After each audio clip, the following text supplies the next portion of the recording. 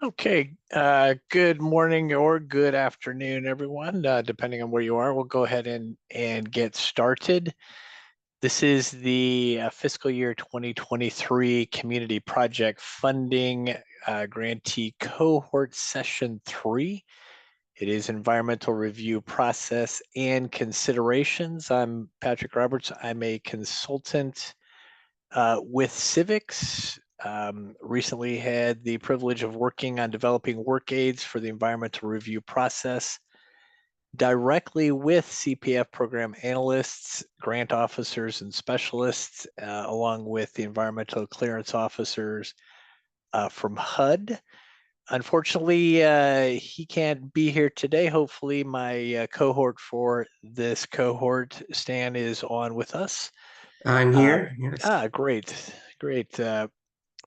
Before we get to introductions, a little deeper introductions, first I'd like to go through some of the logistics for this session. First, as usual, participants are going to be muted during the webinar. The PowerPoint presentation will be available on the HUD Exchange. It may take a bit, but it will be available. I believe also participants received a reminder email along with an attachment of the PowerPoint, so you do have that to reference as well. Introducing the HUD Exchange info programs, the CPF website for everyone if you've not been introduced to that. There is also on that HUD Exchange an Ask a Question help desk for any type of question you may have on your CPF grant. And then also the listserv. Want to highlight in case you have not been introduced to this before, we encourage folks to sign up for listserv on the HUD Exchange. It's being used more and more to communicate everything new that's going on with the community project funding. And we'll be putting out notifications of new resources that get uploaded, upcoming trainings, webinars, and other resources that should be helpful in implementing your CPF grants. So please create an account if you have not already on the HUD Exchange, sign up for listserv to get all of the most updated information that's being provided by HUD. For content-related questions during this presentation, please use the Zoom chat feature. You are encouraged to submit your questions as we go through the presentation while you're thinking about them, and we'll work to answer those at the end. And anything that we need to follow up on, we will log those questions and answer them later. Just as a point of clarification, any question that you have that is directly related to your project, we will do our best to provide you with a high level answer to your question, but then we'll likely also encourage you to connect with your grant officer and your environmental officer to answer those specific project questions. Okay, as I mentioned before, Stan, my cohort for this cohort, I'll go ahead and turn the mic over to Stan for him to introduce himself to us all. All right. Thank you, Patrick. I'm Stan Fitterman. I think some of you all may have been on the budget cohort 2 weeks ago or a week ago. And so I was met you there. I have about 25 years experience working with affordable housing and community development programs. I've also been on the development side as well, development of affordable housing, rental housing. So I have reluctantly been dragged into becoming an environmental review expert while going through the environmental review process for deals that I was doing. So I've sat where y'all have sat as well. So looking forward to the session. Thank you, Patrick. Yes, thank you, Stan. Thank you for being here. We are definitely lucky to have that level of experience on the call with us today, listening in and helping to answer questions. As I mentioned, I'm a consultant with Civics, and I've got experience in construction management as an administrative director. Have also worked on project completion from the state and local government level, some policy setting, along with working for the state of Iowa and New York in disaster recovery for program management and cross-cutting requirements, including environmental review. So I think both Stan and I share that idea of working in those construction projects, disaster recovery projects. You learn early that it's very helpful and really essential to have a foundational understanding of the environmental review process, all of the different concepts, the requirements, the regulations that all weave throughout the review process. So today we're going to do a review of the environmental review process. To some, this may be a refresher, and of course, it never hurts to have that uh, ideas and thoughts refreshed or confirmed. And for others, this will be your first introduction into the world of environmental reviews. The hope is, though, that everyone will be able to say that they've learned something to improve their understanding of the environmental review process, and hopefully that will benefit you in your project moving forward. The overview that we're going to cover, it covers a wide range of topics, starting with the question of what is environmental review and ending with talking through some of the considerations for community project funding. And before I move to the next slide and get us started, want to also share that you will hear terms, phrases, concepts, ideas repeated throughout the presentation. And in some cases, you'll hear a phrase or concept or even sentence repeated on while we're on the same slide. And the reason for that is that we've learned over the course of these presentations that those concepts that are being repeated are the ideas that are being most questioned. Folks are providing questions either to their grant officer or their environmental officer, or in the context of these sessions. And so we've worked to update the presentation to try and do some of that repeat, so that hopefully that will help. That helps with the understanding and make that connection to those ideas and concepts. So let's get started. So what is an environmental review? An environmental review is an analysis of impacts that a project will have on its surrounding environment and how the environment will affect the project. Incidentally, step one of the environmental review process is to develop a detailed project description, which hopefully you've all had the opportunity to attend the cohort session for the project summary. That work that you've done or that you've learned of in that cohort session can be very helpful in developing your project description for your environmental review. That detailed project description can also be part of your project narrative, which I guess it was project narrative was the session. So sorry about that. So trying to make those connections to the different cohort sessions that we are providing, that there is a connection, they do connect together. The completed review demonstrates that a HUD-funded project has complied with all of the applicable laws and authorities and ensures that those projects provide decent, safe, and sanitary housing. An environmental review is required of all HUD-assisted projects and is a public document used to encourage public participation. And while all HUD assisted projects require an environmental review, not all projects require the same level of effort to complete that review, which we'll take a look at here on the next slide. This slide includes a rough breakdown of each level of review to illustrate which levels of review are more common and to highlight capacity and timing considerations. So you can see the different levels of review here. Projects require different levels of review based on the nature and scope of the project activity. And as we go through these different levels, it may prompt a question that is specific to your own project and what level of review it might be. If that does happen to you as we're talking through these, this is one of those points where we recommend touching base with your regional environmental officer to discuss the specifics of your project details. So starting at the left-hand side, we've got the, oops, sorry about that. Starting at the left-hand side here, we have the exempt and the CENST,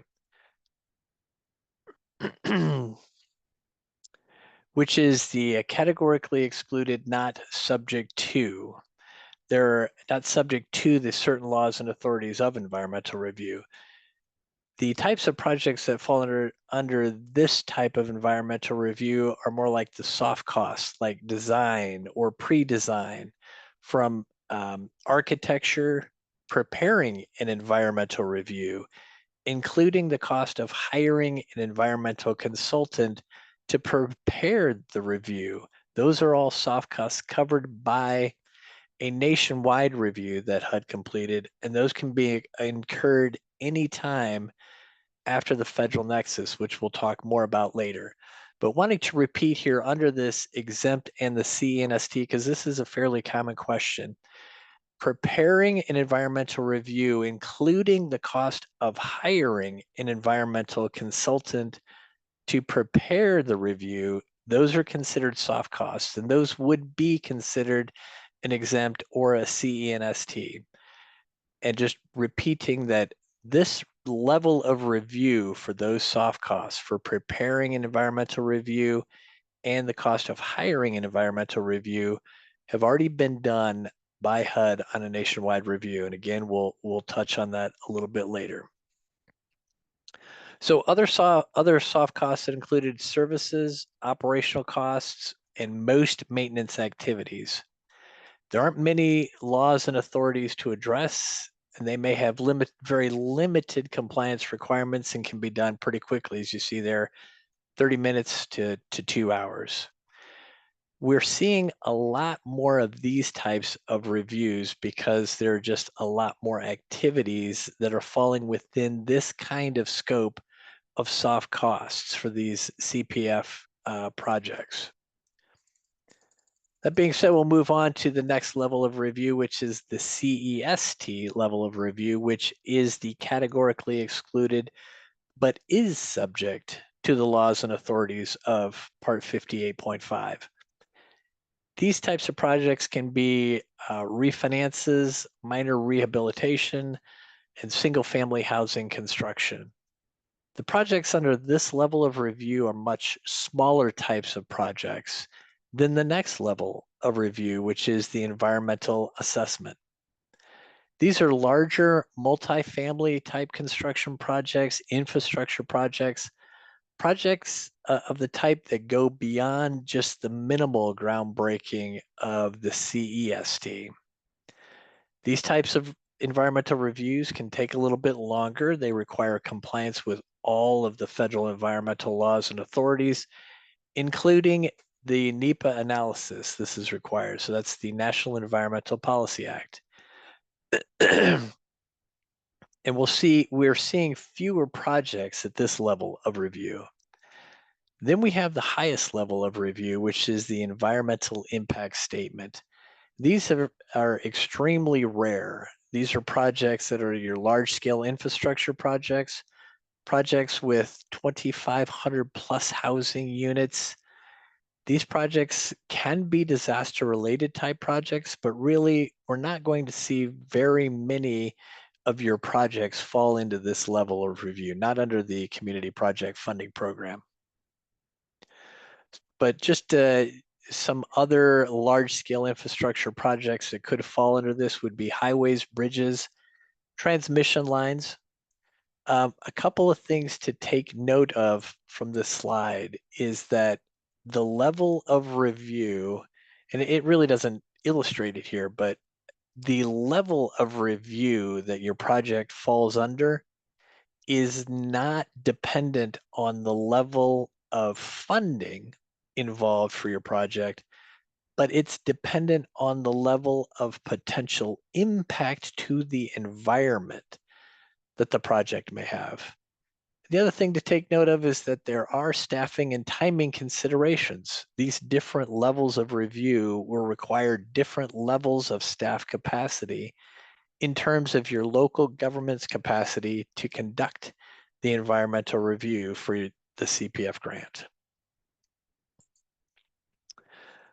This next slide shows the laws, the federal environmental laws and authorities, and depending on your project's level of review, which we just discussed, a HUD environmental review may have to consider a wide variety and range of the environmental laws and authorities. This is likely going to include the National Environmental Policy Act, the Endangered Species Act, historical preservation, site contamination, could be floodplain management, noise abatement, and so on and so on. Under NEPA and its implementing regulations, all federal agencies have a duty to assess the impacts of the major actions they propose to undertake and to consider reasonable alternatives to choose from to reduce or eliminate these impacts. These alternatives will be referred to later in this presentation as choices. So this slide is kind of the universe of the environmental laws and authorities that your project may need to comply with. So let's get into the regulations that govern the review process that you'll all need to have completed for your projects. Starting with 24 CFR Part 58, and then next slide, we'll move to 24 CFR Part 50. For Part 58, environmental reviews for projects are completed by a unit of general local government in which the project is located in. The unit of general government serves as a responsible entity and conducts the environmental review for the project. Under CPF legislation, it allows for environmental reviews to be completed under Part 58 by a unit of general local government as the responsible entity, which is the default for the CPF program. And what I mean by the default is that it is encouraged that environmental reviews are done by the unit of general local government that the project is located in.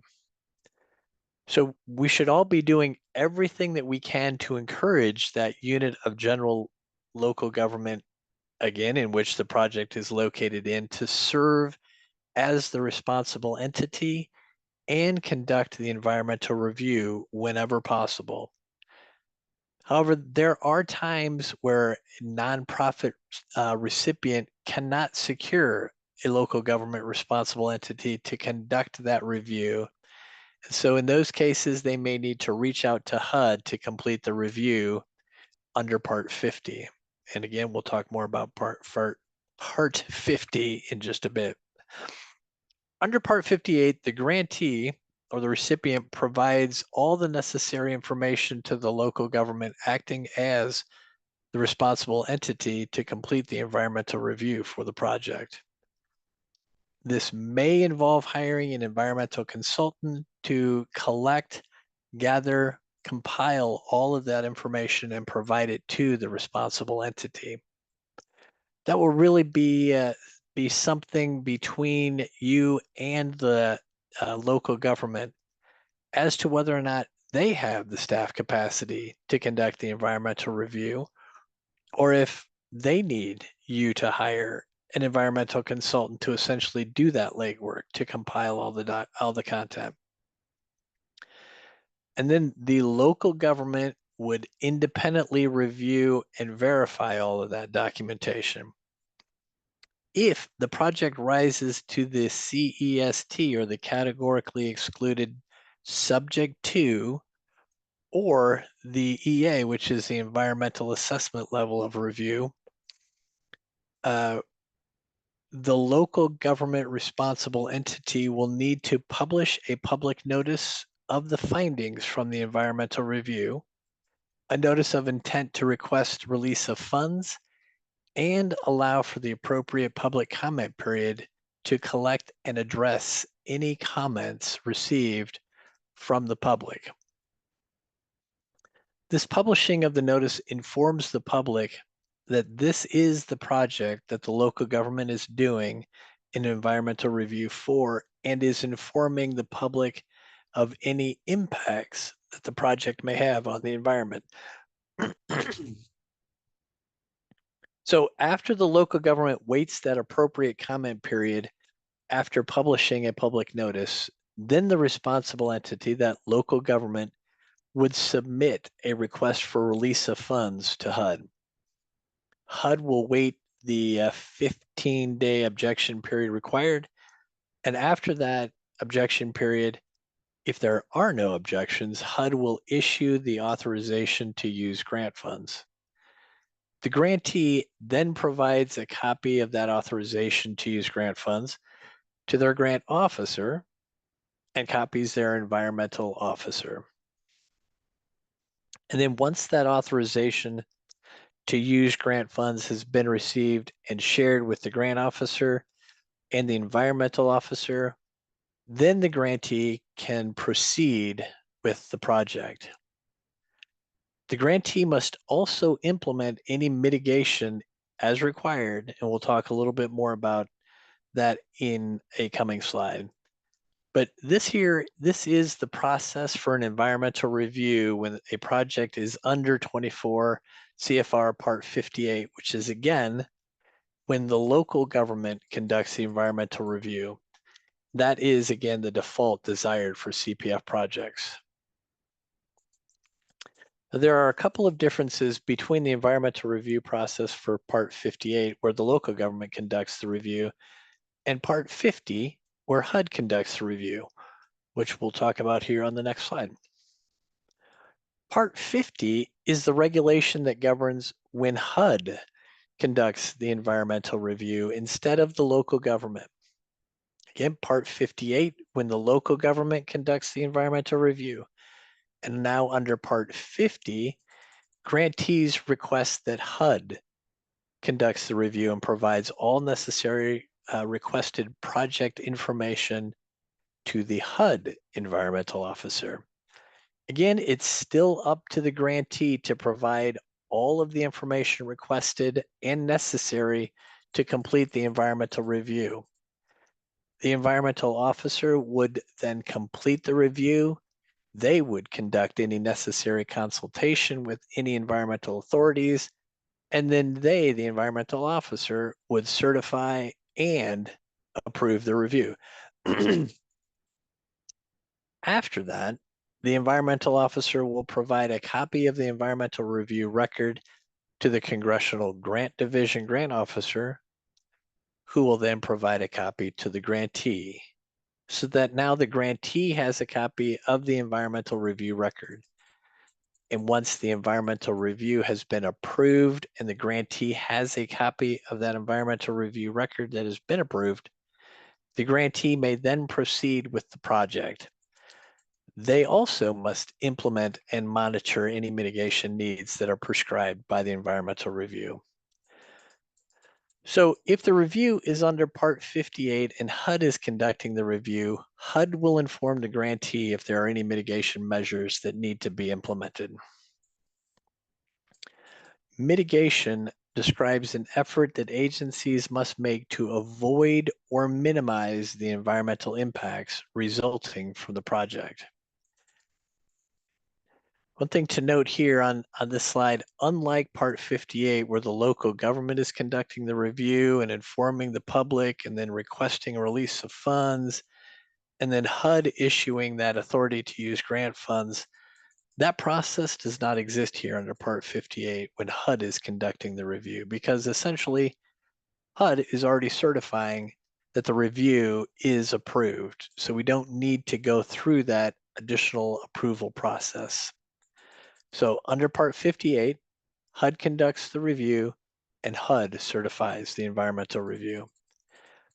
And while that the process may seem like it would take less time because there's not the publishing of notices and the authority to use grant funds and HUD's 15-day objection period.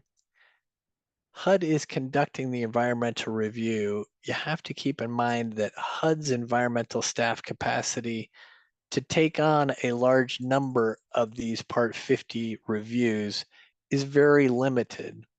So while it seems like an easier process or a more streamlined process, doesn't mean that it would take less time because of that staff capacity limitation that HUD has. And so that's why there's that encouragement for environmental reviews for the CPF projects to remain under Part 58, where the local government responsible entity can complete the review. So a quick recap to this point. The environmental review is conducted to determine if the project will have an impact on the environmental surroundings, as well as to determine if the environment will have any impact on the project. There are different levels of review depending on the type of project you have. Two different primary regulations that govern the environmental review process, Part 58, Part 50. An environmental review must have a responsible entity, and a satisfactory review process must be completed before funds to cover the project can be released. Going forward on the coming slides, there are some terms that I want you to be listening for. They'll be the main terms that we'll be discussing throughout these coming slides. It's the legislative enactment, federal nexus, pre-nexus contract date, and choice limiting actions.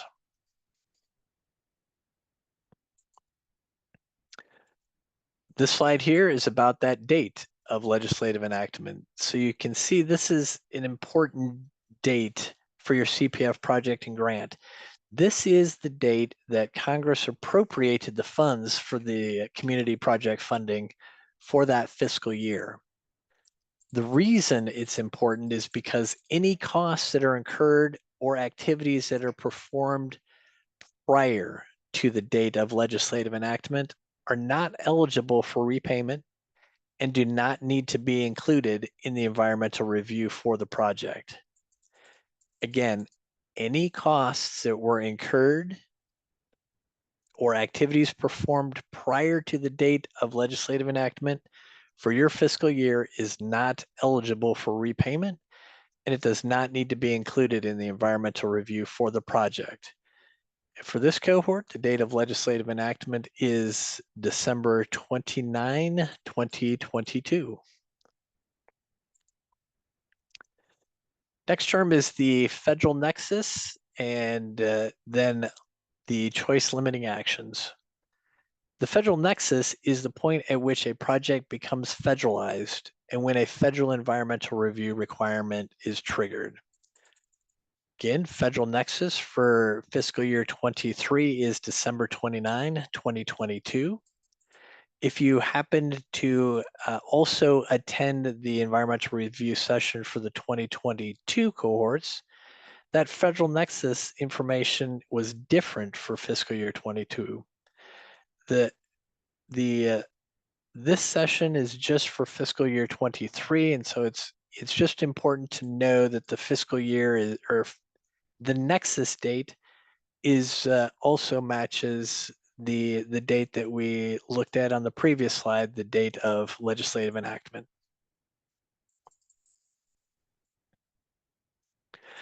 The grantee's local government responsible entity, or HUD, will be required to complete a satisfactory review covering all work that took place or is proposed to take place after this federal nexus date. That environmental review needs to be completed prior to requesting payment from HUD for those activities. And then you see that last bullet that after the federal nexus, grantees are prohibited from taking new choice limiting actions related to hard costs unless those are part of a pre-nexus contract, including commitment or expenditure of HUD and non-HUD funds, until a satisfactory environmental review has been completed for the project. A couple of slides back, I made mention of reasonable alternatives. And I shared that under NEPA and its implementing regulations that all federal agencies have a duty to assess the impacts of the major actions they propose to undertake, and then also to consider reasonable alternatives to choose from to reduce or eliminate those impacts, and that those alternatives will be referred to later as choices. So we've arrived at the slide here, the later point in the presentation. After the federal nexus, grantees are prohibited from taking new choice limiting actions related to hard costs, including commitment or expenditure of HUD or non-HUD funds, until a satisfactory environmental review has been completed for the project. A choice limiting action is any activity that a grantee undertakes, including committing or expending HUD or non-HUD funds, that reduces or eliminates a grantee's opportunity to choose project alternatives that would or could avoid or minimize environmental impacts. So if the environmental review has not been completed, then that analysis of reasonable alternatives to choose from has not been completed either. By taking an action that essentially binds the project to a narrowed course, cutting off the possibility of any alternatives prior to completing the environmental review, that is considered a choice limiting action. Now, there is one nuance to this that is an important one that we'll cover in just a moment. But this prohibition on choice limiting actions is true for all soft and hard cost activities and actions, unless those actions are part of a pre-federal nexus contractual obligation.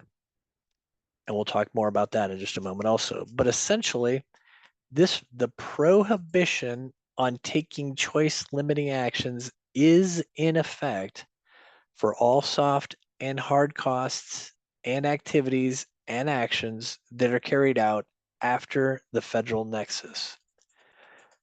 This slide here shows us some examples of some choice limiting actions, including acquisition, rehabilitation, demolition, new construction, ground disturbance, such as the clearing, the grading, the grubbing, or entering into contracts or commitments for hard cost work for construction or any other hard cost work.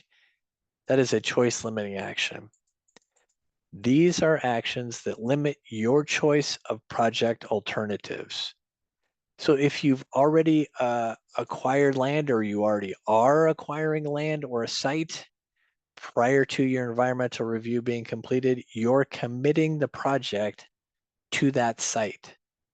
That's why it's a choice limiting action, because you're limiting the choice of alternatives. It'd be the same thing with leasing a structure or a property, rehabilitating a structure, a particular building. You're limiting your choice of doing that project in another location.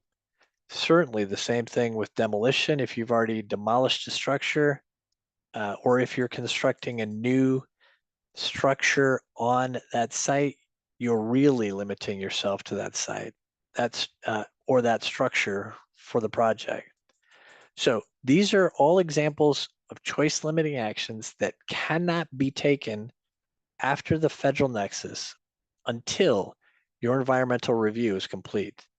That's the purpose of the environmental review, is to evaluate a site and its conditions before you take those actions. Now, back to that nuance. First, after the federal nexus, grantees are prohibited from taking new choice limiting actions.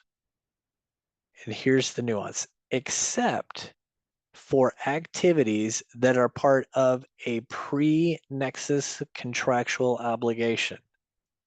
So you're prohibited from taking new choice limiting actions until a satisfactory environmental review has been completed for the aggregated project, except for activities that are part of a pre-nexus contractual obligation.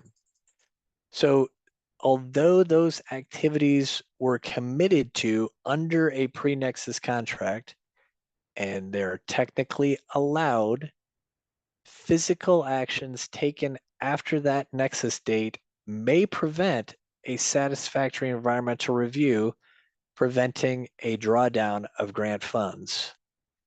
So again, if you have a pre-nexus contract with obligations, you can continue to take actions. They won't be considered choice limiting actions because they are part of that pre-nexus contractual obligation. However, you still need to be able to clear those actions under an environmental review. And if you continue to take those physical actions, it may prevent you from completing a satisfactory environmental review. And if it does prevent you from that, it would prevent the drawdown of grant funds.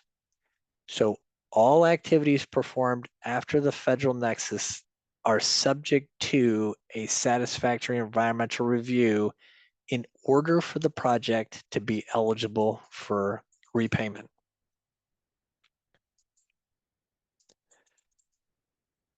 HUD's aggregation requirements under 24 CFR 58.32 state that environmental reviews must group together and evaluate as a single project all individual activities performed after the federal nexus date, which are related either on a geographical or functional basis or are logical parts of a composite of contemplated actions.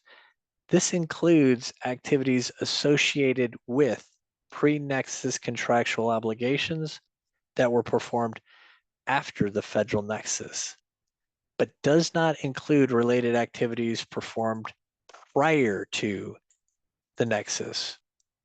And then soft costs are covered by HUD's Part 50 nationwide environmental review for CPF soft costs, or for soft costs for which a separate exempt or CNST determination has been made under Part 58.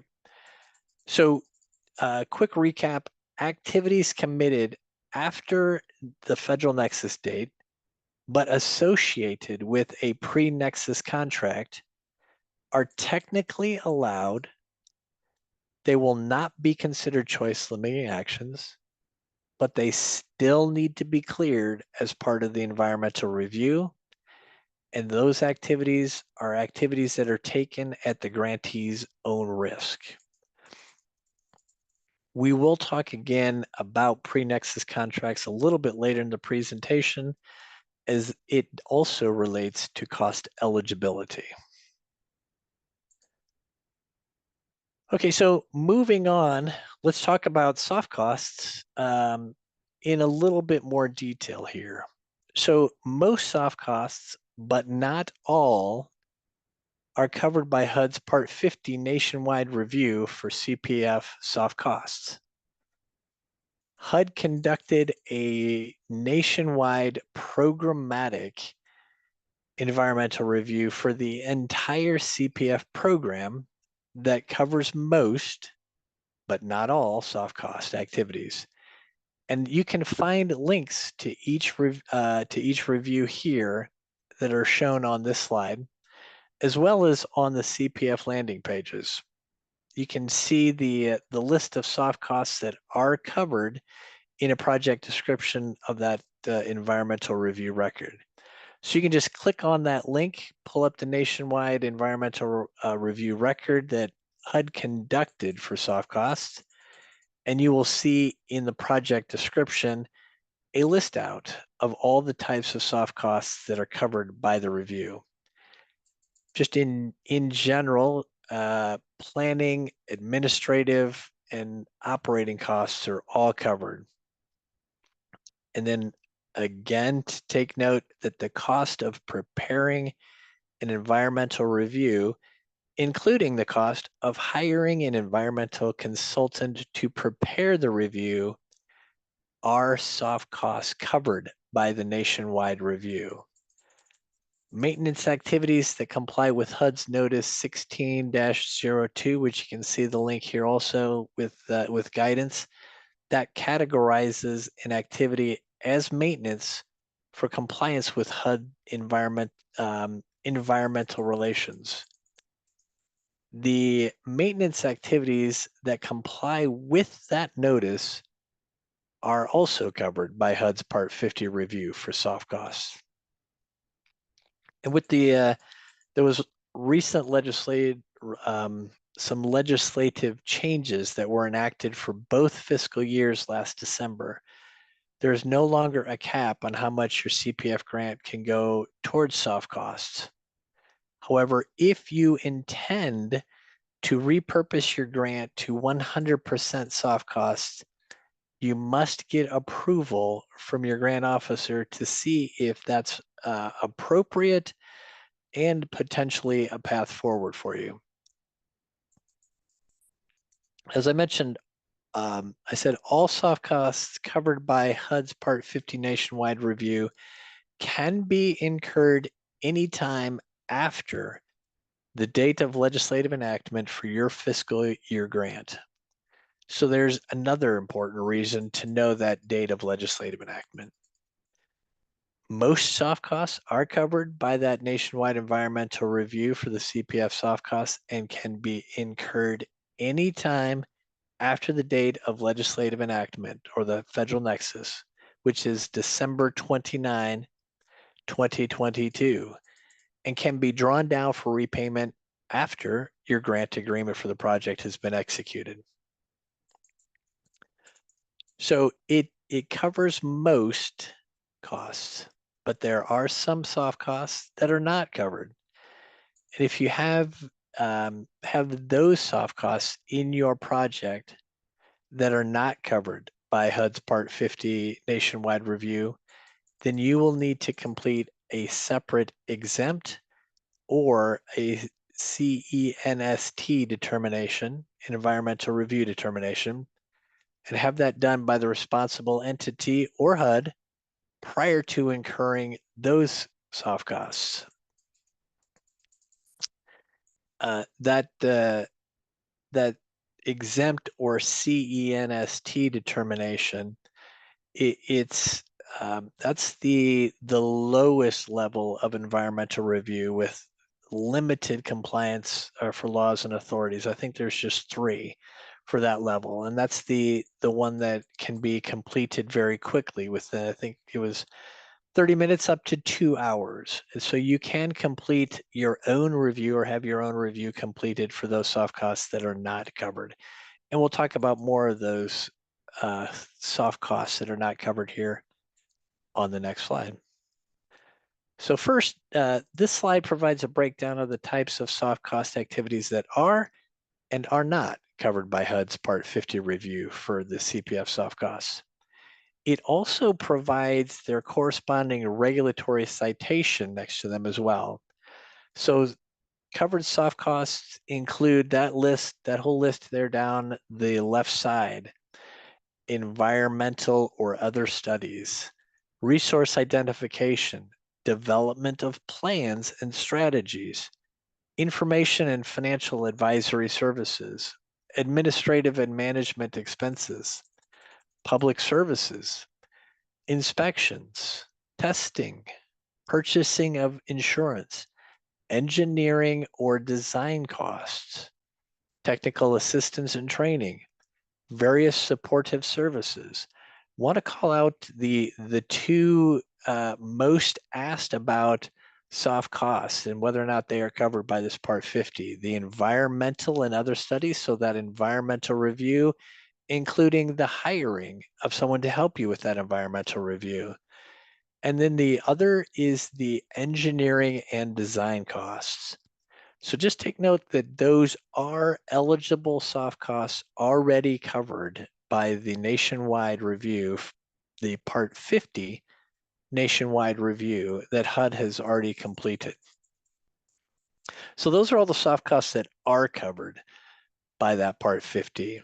Down the right-hand side, these are activities that are not covered and would require a separate environmental review determination, which again, can be done pretty quickly. It can be separate from the larger environmental review consideration of the whole project, but it still needs to be put in place by the responsible entity prior to you incurring any soft costs related to these activities. So soft costs that are not covered by HUD's Part 50 nationwide review are costs like the purchasing of tools, emergency assistance necessary to control or arrest the effects from disaster or imminent threats to public safety, tenant-based rental assistance, economic development activities, affordable housing pre-development costs, and approval of supplemental assistance. Now, there's a reason some of these soft costs are not covered by HUD's nationwide review, and it's because there's a chance that they may require compliance with one or more laws or authorities, which will depend on the nature, the extent, and the location of the activity, which HUD could not account for in their own nationwide review. It would be difficult for HUD to know where all the projects would be located and to know what the environmental conditions of the projects would be. So HUD could only complete a nationwide review, this broad level nationwide environmental review, to cover certain soft costs, because some of the other soft costs may, again, require additional compliance with another law or authority, for instance, flood insurance requirements. So again, HUD completed the nationwide environmental review for all soft costs that HUD could clear at that nationwide level, but could not cover them all. And we have that list here down the right-hand side of the page, which you would need to complete your own exempt or CENST environmental level of review. If you have any additional questions about whether your soft costs are covered or not by the nationwide review, or if you have questions about whether they would require their own environmental review, please reach out and discuss with your environmental officer, which again, will provide a link at the end, or there is already a link at the end of this presentation that would take you to that contact information. This next slide shows the table from HUD's notice on categorizing activities as maintenance for the purpose of environmental review. So if you recall from the last slide, under the covered soft costs, it included operating costs, including most maintenance activities.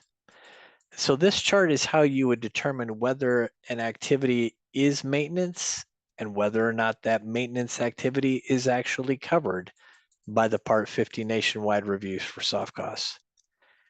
The table shows the different types of activities and whether they are considered maintenance or rehab for the purpose of the environmental review. So all activities listed under rehab, which is the column on the very right, are not covered by HUD's nationwide review and would need to be included in a satisfactory environmental review for the project prior to being performed. All activities listed under maintenance, which is that middle column, those are covered except for the ones with the asterisks near them. So you can see there at the very bottom, this last box, there's an asterisk here near it in the covered by HUD's Part 50 environmental review. These activities can be incurred anytime after the date of enactment for the fiscal year. These up here could be incurred anytime after the date of enactment for the fiscal year. These down here, the asterisk one, those would need to be covered under a separate one. Those the activities marked by the asterisks would need to be done under a separate one. The one here, installation or replacement of carpeting or vinyl flooring.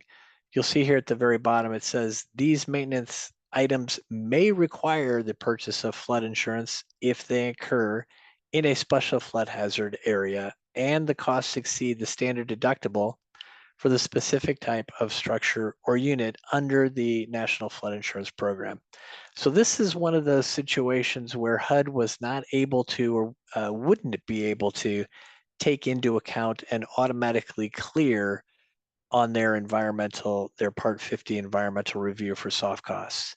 So situations that fall under that type of situation, those would need to be covered under a separate environmental review.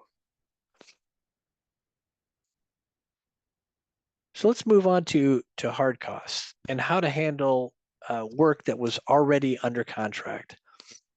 So you recall following the federal nexus, no party may enter into additional construction contracts or take other new choice limiting commitments or actions, including the spending of funds or performing physical work, until the environmental review process is complete and all necessary approvals are received.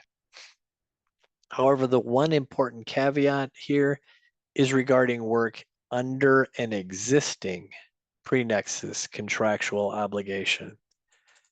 Grantees are technically allowed to undertake physical work under contractual obligations that were entered into prior to the federal nexus date and can incur those activity costs that are or were performed anytime after the federal nexus date as hard costs, and they could potentially be eligible for repayment. So the reason for this nuance is because if you as a grantee had already entered into a contractual obligation prior to the project becoming federalized, prior to that federal nexus date, HUD really can't tell you that you cannot move forward with that project. You have a contractual obligation to move forward with those activities. HUD will always say that it is best practice if you can stop all work after that federal nexus date, if possible. And this is because even though you are allowed to move forward and perform those activities after that federal nexus date that are associated with the pre-nexus contractual obligations, grantees would be doing so at their own risk. And that's because all work that has or will take place after the federal nexus date, regardless of the pre-nexus contractual obligation status, they all must be covered by a satisfactory environmental review for the project to be eligible for repayment. So you can find additional insights on this guidance for this specific scenario on page 2 and page 3 of the fiscal year community project funding environmental guidance and scenarios document. So if you have any questions about, again, this scenario, you can find it on page 2 and 3 of that environmental guidance and scenarios document. So what do we mean by satisfactory environmental review? A satisfactory environmental review must include an analysis of the applicable environmental laws and authorities. It must include a determination that the project activities will not result in environmental harm that cannot be mitigated. It has to include the completion of all consultation with federal and state agencies in a manner that allows for mitigation measures or conditions to be implemented. And where applicable, there has to be that request of release of funds and the certification for that RROFC for the project that has been approved by the HUD CPD Field Office Director if required. The satisfactory environmental review must cover all related project activities performed after the federal nexus, except for those soft costs that are covered by HUD's Part 50 nationwide review for the CPF soft costs. Again, HUD's already completed that satisfactory environmental review for those covered soft costs, but any soft costs that are not covered by it, a satisfactory environmental review must be completed for them. And this is for any activity performed after the federal nexus date of December 29, 2022. That review must show that the project will not result in any unmitigatable environmental harm, and that satisfactory environmental review must also show that the project was able to complete all necessary consultations with environmental review authorities for any work already performed. If a satisfactory environmental review cannot be completed for the project for any reason, the grantee will need to reach out to their grant officer to discuss other options, such as repurposing of funds, and usually repurposing the funds towards soft costs. For projects that have a pre-nexus contractual obligation, this can be a real problem for them because as work is technically allowed to proceed prior to the completion of that environmental review, any work that you have under that pre-nexus contractual obligation still needs to be covered by a satisfactory environmental review for the project to be eligible for repayment. So some of these situations will require an after the fact or a midstream consultation with environmental authorities for those activities that have already been performed. And that's typically not how consultations are done for environmental reviews. It's not usually how we do consultations with environmental authorities. Those consultations and review, the consultations and the environmental review is usually done prior to activities being carried out. But for those situations where it is work done under a pre-nexus consultation, that's going to require, again, that after the fact or midstream consultations for that work that's already been performed. And some of those environmental authorities are much less likely to agree to these after the fact or midstream consultations. A couple of examples of that is the State Historic Preservation Office and the Fish and Wildlife Services for endangered species. Some laws and authorities, such as when dealing with floodplains and floodways on a site, could also require compliance in decision-making processes that may not be achievable after the work has already occurred. We are seeing, particularly with the state historic preservation offices, that some are refusing to actually consult on projects that have performed physical work, such as demolition or rehabilitation on properties that were listed in the National Register of Historic Places.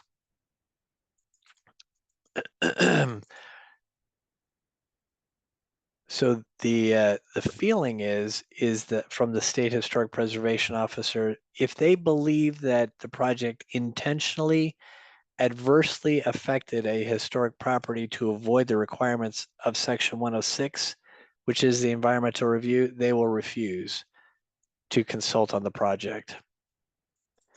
So the Advisory Council on Historic Preservation has provided some guidance on this that states that applicants and federal agencies should avoid any commitment or activities that harm historic properties prior to completing the Section 106 historic review process.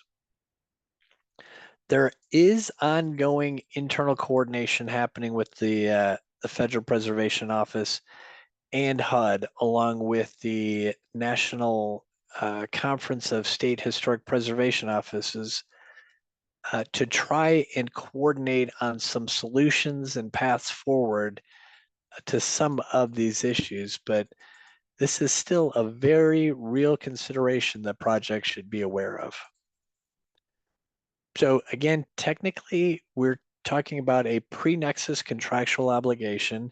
If you've entered into that contract prior to that federal nexus date for work to be performed after the federal nexus date, the best practice is to stop all work until the environmental review is complete. Again, HUD cannot mandate you stop work if you already have that pre-nexus obligation. You can carry out that work. If you can stop, best practice is to stop.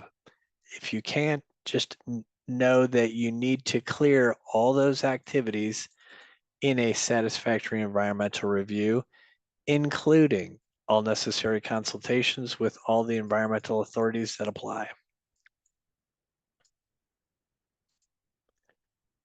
Okay, this next slide shows the CPF project flow for fiscal 2023, which many of you are probably already familiar with. This particular graphic is also found in the CPF guidance and scenarios document on the HUD Exchange. It offers a visual breakdown of when both soft and hard costs are allowed to be incurred and when grantees can request payment for those activities in relation to the environmental review and grant agreement execution process. So key takeaways here are for fiscal year 23 grantees, they're allowed to incur covered soft costs from the date of enactment, which is, again, December 29, 2022. But these must be soft costs that are covered by HUD's Part 50 nationwide review. If you have soft costs that are covered by HUD's Part 50 nationwide review, those can be incurred anytime after that date. But again, you can incur them. To receive payment, you have to have your agreement signed and executed also.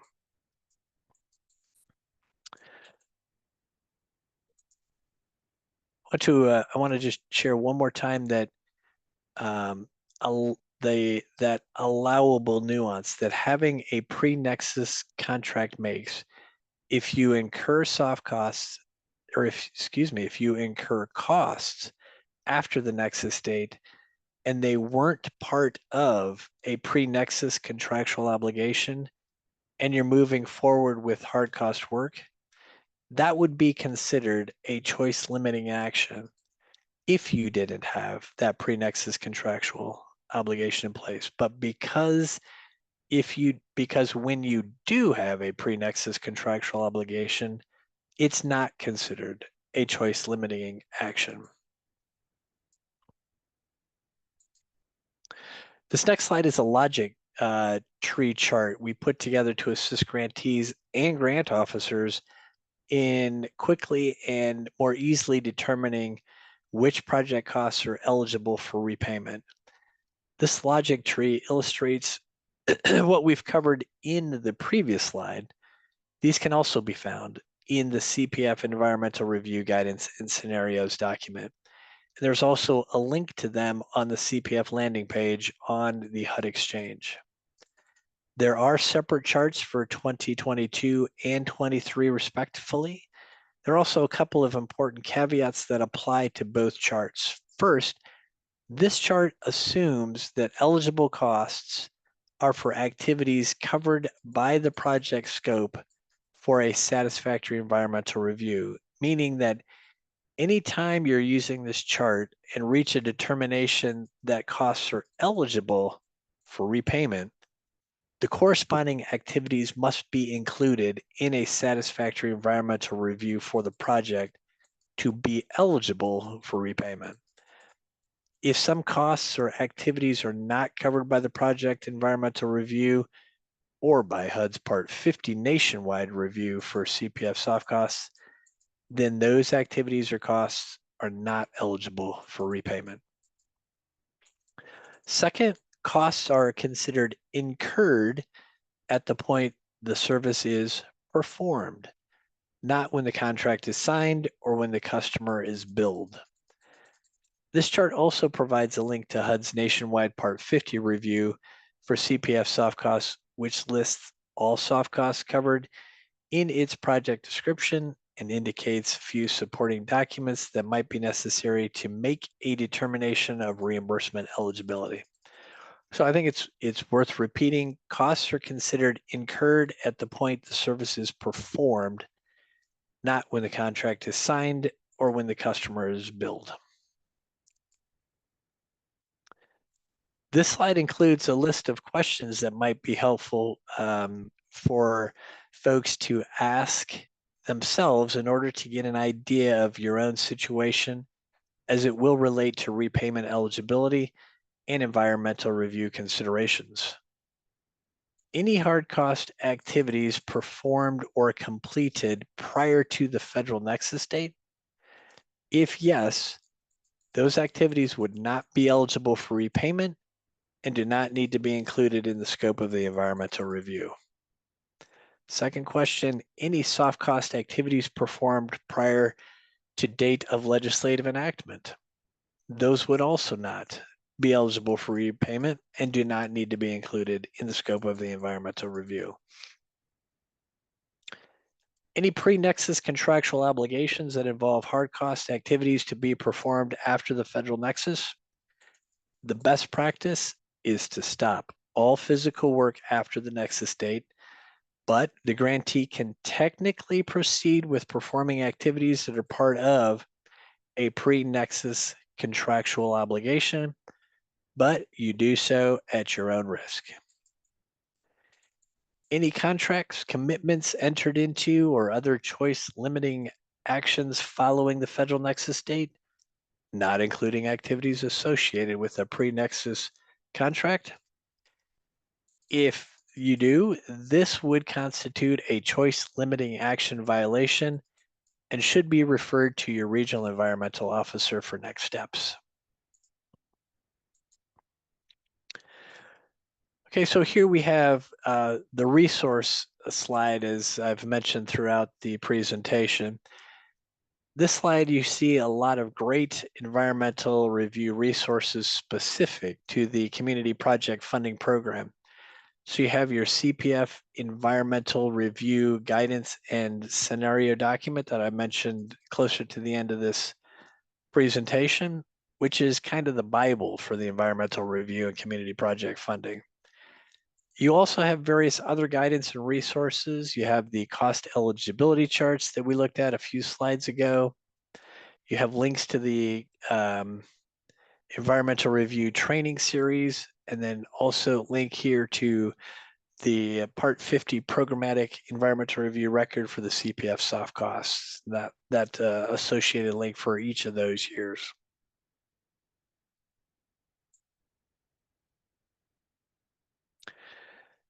And that concludes the presentation. We're to the question and discussion time. All right, and we've got some good ones. So we are, first question, we're looking to construct a park and wanted to ask where this would fall in your categories. So since we don't know everything you're doing and we don't have your plans in front of us, we can't give you a definitive answer. That would be something you need to confirm with your grant officer. Broadly speaking, if you're doing new construction, it's going to be an environmental assessment. An environmental assessments happen if we can't exclude it, probably can't, or it's a category excluded, not subject to, it probably is. So again, based on what your activities are going to be, it is likely would be an environmental assessment when we're doing new construction. Agreed. Anything you would like to add, Patrick? Nope, that hits it. All right. Next, are there any benefits for a project that has already gone through the CEQA analysis and have the CEQA document of said project? So CEQA, oh, and I heard Patrick groan. CEQA is the California Environmental Quality Act. And the benefit is you've already gone through the California Environmental Quality Act, but it is separate process from Part 58.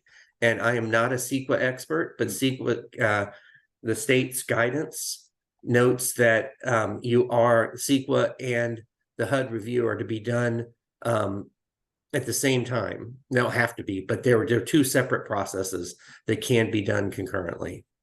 So it doesn't get you out of anything, is what I'm trying to say. Yeah. Yeah. Anything else? No. No. You're just glad you're not working in California right now, aren't you? Yes. Yeah. So yeah, I'm doing a lot of home key work in California, and the benefit of home key is that it is exempt from CEQA. So that's been delightful. Looking at renovating a park, where would this fit in? Again, we can't give you specific answers about your project because we don't know your project. Construction, rehab, I mean, it's going to depend on what you mean by renovating and how much potential dirt you're moving, and whether or not you're going vertical construction, whether or not you're in a floodplain. So again, doing that kind of rehab of a park, it's going to depend on the activities, but possibly an environmental assessment. But we can't give you a firm determination because we don't know all the activities you're going to be doing. Yeah, that falls into that idea of the environmental review as an assessment of the impacts your project will have to the environment and the impacts the environment could have on your project. And without knowing the specifics, it's really hard to give that answer of where we feel like that would fall. Thank you. Okay. The state of Illinois Housing Finance Agency, IDA, is putting funds into my multifamily new construction project. Who is the responsible entity, my local government or IDA? So typically, when state HFAs put money into a project, you're talking about low-income housing tax credits, either 9% credits or 4% credits. Neither of those programs, both of them are implemented by Treasury, not HUD, and neither of those programs have a environmental review process requirement. So more than likely, again, not knowing everything about your deal, more than likely it's going to be the local government that's going to do the environmental review. If your state is putting home funds in, it's possible that the state will provide the environmental assessment, it'll be at least an assessment, more than likely an assessment. So it's going to depend on what source of the money is that they're putting in. If they're not putting in CDBG or home and they're putting in tax credits, it will be the local government will be the responsible entity. If they're putting in, go ahead, Patrick. I was just, so these funds are in addition to the CPF funds. Right. That's the way I'm reading this. Yeah. If you want to, if Chrissy, if you want to come off mute and give us more details, that would be great. Yeah, IDA is putting home funds into the project. Okay, so all right, then you would need to coordinate with them to see if they're handling the environmental assessment for the entire deal. Yeah, I would love them to, just because they're familiar with it and our municipality is not. Okay. Your municipality does receive home and CDBG? They do. Well, okay. Yeah, so they should be, but so they should be able to everyone would prefer IDA be our responsible entity on this. Okay. Okay, yeah, I'll work with the state. Yeah, I would work with IDA to make sure they're doing that. Mhm. And I would make sure your grant officer knows that they're being the responsible entity. But if IDA is going to get the authorization to use grant funds, that's what is needed for you to draw funds from your CPF. Okay, thank you so much. Okay. How long does a Part 50 review versus a Part 58 review take? Does HUD have the discretion to reject the request to do the ER? So let's talk on the Part 50 review versus Part 58. as Patrick said, HUD's not staffed up to do this. And so I have not gone through a Part 50 review with HUD for a CPF grant. I have gone through it with another program, and it was a longer process because, again, they're not staffed up to do it. In theory, if they were staffed up to do it, the processes would take similar amounts of time because they're still doing the consultation. Let's say if it's an assessment, they're still doing the consultation with the tribes. They're doing consultation with the SHPO, the State Historic Preservation Office. They all have at least 30 days to respond.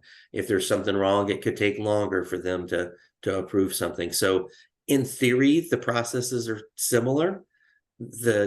Where the holdup is with the Part 50 is HUD isn't staffed up for CPF to do the Part 50s. Now, Patrick, if you have any more deeper insight. No, I'm I guess interested to learn more about the situation. If that's a like a hypothetical question, or if that's a real situation where there is some difficulty in getting the local government to be the responsible entity. Maybe we could have whomever is asking the question. And I guess the reason I'm asking that question is that there is that opportunity for you to share that with your grant officer and your regional environmental review officer to see if they can move into that situation with you to try and help resolve any hesitation or a situation where they're refusing to. And that also then helps HUD understand the situation that is going on for you. Yeah, so I guess I don't know, Melvin, if you want to come off, if you have any more. Yeah. And in terms of while we're waiting, I've never known HUD to reject the request to do it Right. ER. It's just how fast they will do how fast they can do the ER. Right. That question was asked in one of the other cohorts, and the encouragement was to talk through that situation with your grant officer and engage that regional environmental review officer to see if they can't help in that situation. No, I was just asking because I wanted to make sure that I selected the most efficient way Very good. to do it. I mean, we have our processes to go through, on the local level, and I just wanted to make sure that HUD could not expedite it, or might be in a position to expedite it for us. Yeah, right on. Yeah, it won't be expedited if it's Part 50. And also what our environmental contacts at HUD have told us is that they would prefer to try and encourage the responsibility at the local level to do it using any leverage they may have before it becomes a Part 50. So yes. Yeah, if it's a hypothetical, that you definitely the Part 58 would be more streamlined. Okay, appreciate it. Okay, let's see. If property is already acquired, we discussed that. That is the pre-nexus that we discussed. An example of soft costs not covered. I think this was put in before the slide came up. So on that slide that y'all have a copy of, there is a slide that shows what soft costs are covered by HUD's environmental review for soft costs and which ones are not. Is there a list of ER consultants for each state we refer to find someone to perform the ER? Well, if for the responsible entity is a organization, either the local government, a city, a county, or your state that is responsible for conducting the environmental review, these typically aren't outsourced. Sometimes the local government responsible entity, like I'm familiar with some that do 3 or 4 deals a year. They're very small grantees. They have hired a firm that will do their environmental reviews for them. But generally speaking, you as the grantee, unless you're a local government, are not going to be hiring someone to do the ER. It's the responsible entity that's going to be doing that. And so, no, there's not a list of ER consultants for each state. you start with your the local government who's closest to you. So if you're in a city that receives CDBG or home, you go to them. If your county does, you go to them. If not, you then would go up the line to the state to ask them if to do it. We have a question that I'm not sure, William, if you want to, Ailman, if you want to come off, we've got, who could we speak to about having a first federal nexus? I'm not sure what you're referring to on that question. I was also the person that asked about the park.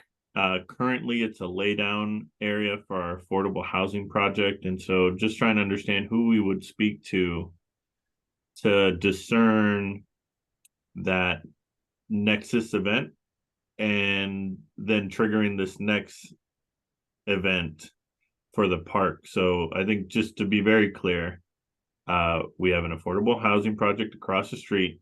We're using the space that will be a park in the future as a laydown area. Okay. And then we got the funds for the CPF, and we are still currently using it as a laydown area. And just trying to talk through or at least understand who I could speak to about these nexus events. Well, the federal nexus is that firm date where if you're using funds after that date, it's federalized, meaning the environmental review is triggered.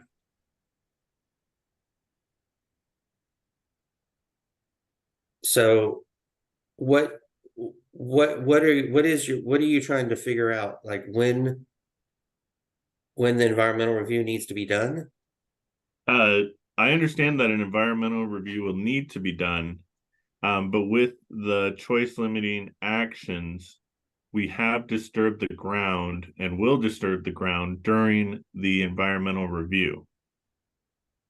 We are still under construction for the housing project. Gotcha. And then across the street. Yeah. Okay. And that's where they're storing All stuff the and stuff. parking vehicles. Yeah. Gotcha. And we had already started construction before we even got these funding sources. Sure. So, okay. Just trying to figure that out, and don't mean to take up too much time, but if you did have somebody I could speak to about this, I would really appreciate it. Yeah, so I think if I understand correctly, your question is you would like to go ahead and start the environmental review, but you've got all this stuff in the way. Yep. Okay. The environmental review, I would say there's regional environmental review officers for everywhere. So that would probably be the best place to start. But one thing to remember is that there's no real site work done for the environmental, even if it's environmental assessment. They don't go on site. It's not like a phase 1 where they're taking soil samples. It's all done remotely. No one goes to the site. So I would still want to talk to a HUD environmental review person to make sure they don't have any problems with it. But there being things on the site already isn't going to interfere with you starting the environmental assessment. If that makes sense. Yeah. So Patrick, do you have any insight on, have you done one of these before? I have not done a laydown yard. Okay. No, but I'm also thinking that the ground disturbance is probably not that. It's not a deep ground disturbance, is it? No, not at all. Literally Yeah. just putting wood down and cars. Yeah. So I'd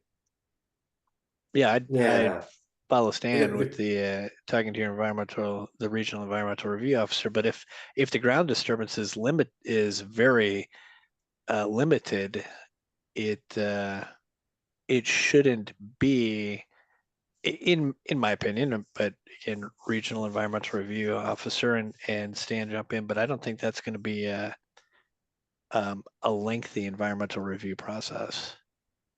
Yeah, the ground disturbance comes in when you're digging and you have it confirmed it's not an unmarked graveyard or it wasn't a tribal burial ground. That's where that becomes a problem. Yeah. So I would make sure when you're talking about it with your environmental review person, the regional person, is that make sure, be very clear when you say lay down the yard, because they may not understand that, not being construction people, that we're putting down wood and we're parking some cars on the site. And we want to go ahead and start the environmental review. Perfect. I can do Yeah, that. and it's a temporary use also, That too, right? yeah, Yeah. yes. Yeah. So, I would make that clear also. yeah. Wonderful. No, this helps me tremendously. Thank you so much. Great. Okay. Can you define refinance? We'd like to use HUD funds to pay off a promissory note signed before the nexus date. We can define refinance, but it would be hard as a grant officer issue. And what it's going to rely on is whether the joint explanatory statement, that JES, and your narrative both say that you can use these funds to pay off a previous debt. Often you can't. It can be done if in certain HUD programs, it can be done if it's in conjunction with rehab and you can show why it's in the best interest of the project. But it's really going to come down to whether you can use that to pay off an existing mortgage or existing note, is whether, again, what it says in the JES and what you write in your narrative. And your grant officer is going to make sure that your narrative is consistent with language in the JES. So if the JES was even as broad as build a community center, but it doesn't say pay off a mortgage and rebuild a community center, it might be problematic.